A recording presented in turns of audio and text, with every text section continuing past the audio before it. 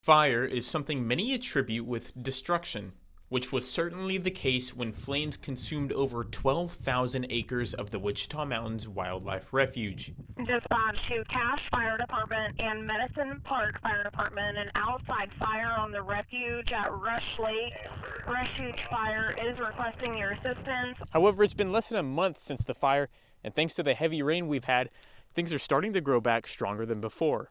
Once it's burned through, it adds nutrients back to the soils. Those nutrients automatically start to stimulate new growth. Quentin Smith is a park ranger for the refuge who says the plants aren't the only things that see benefits from the fire. But it also benefits the wildlife. You see in the burned areas that the animals start to come back within days of the fire. They'll smell the smoke, and especially the bison and the elk. They start to come back to these areas looking for this green grass that we're seeing now. And they don't stop there. Fire removes invasive plant species, burns excess fuels in the ground, and clears unwanted brush. And with the refuge being a highly visited attraction, you could reap some of those benefits yourself. It's really interesting to hike a burned area. It's a whole different landscape.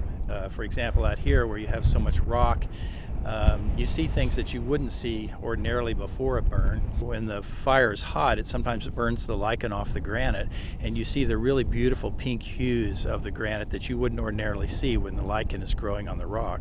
Offsprung is an avid hiker at the refuge and was a volunteer during the Rush Lake fire. He says it's also a good time to see wildlife as they're out grazing on the fresh grass. In spite of the damage it can potentially cause if it gets off the refuge.